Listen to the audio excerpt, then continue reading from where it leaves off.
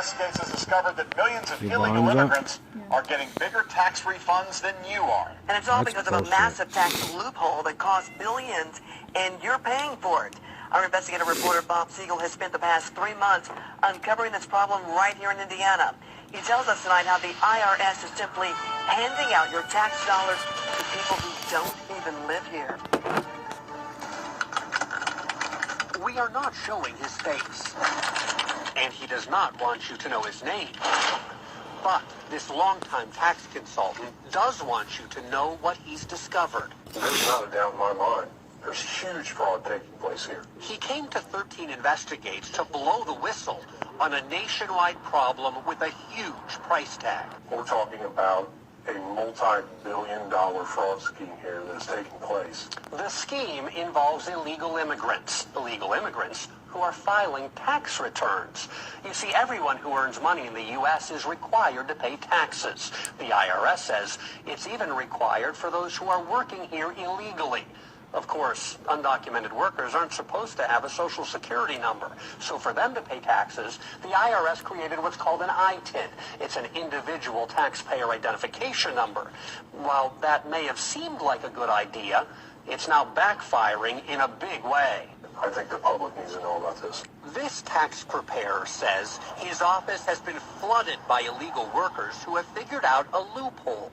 It allows them to use their ITIN numbers to get huge refunds from the IRS. Wow. The loophole is called the Additional Child Tax Credit.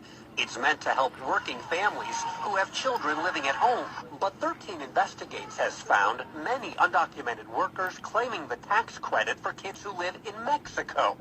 And we're talking lots of kids. We've seen 10, 12 dependents, most times nieces and nephews, on these tax returns. The more you put on there, the more you get back. Our whistleblower says he has thousands of examples. He showed us some of them after crossing out all identifying information on the tax returns. We're getting an $11,000 refund on this tax return.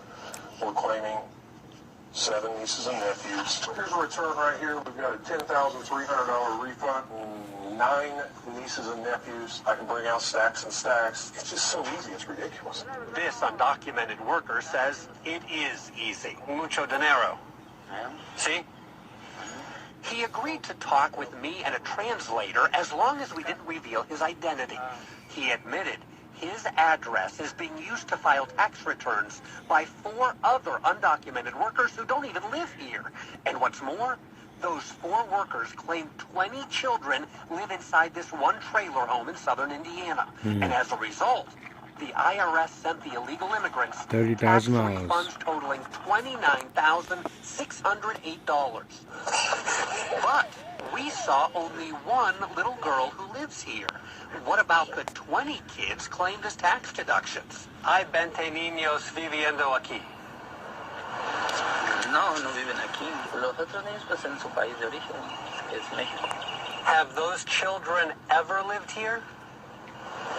No. Y nunca han vivido aquí. No. Never. They've never lived here. There's some people who say that they shouldn't be getting that money for children who don't live in the United States. Unidad está y me lo pueden dar, ¿por qué no agarrarlo? If the opportunity is there and they can give it to him, why not take advantage of it? Other undocumented workers in Indiana told me the same thing. Their families are also collecting tax refunds for children who do not live in this country. Have the children in Mexico ever lived here with you? All of those children are in Mexico? Yeah. While this may come as a surprise to you, the tax preparer says it should be no surprise to the government. The IRS has to know what is going on here. The IRS does know what's going on. 13 Investigates has proof.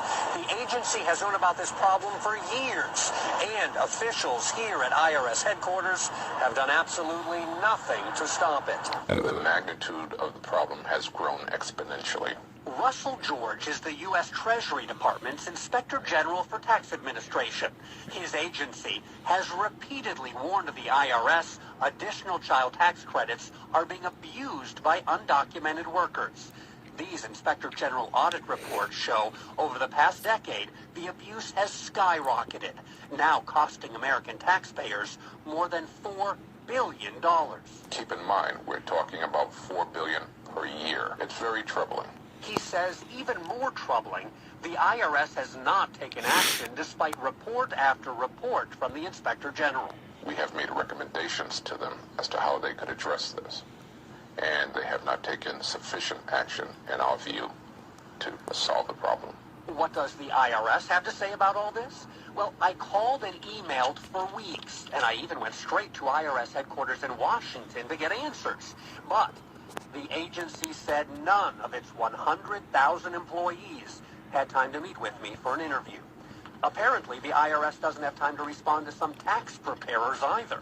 Last year, our whistleblower noticed dozens of undocumented workers had used phony documents and false income to claim tax credits. He reported all of it to the IRS. These were fraudulent, 100% fraudulent tax returns. And you told the IRS that? Yes. Any response from the IRS?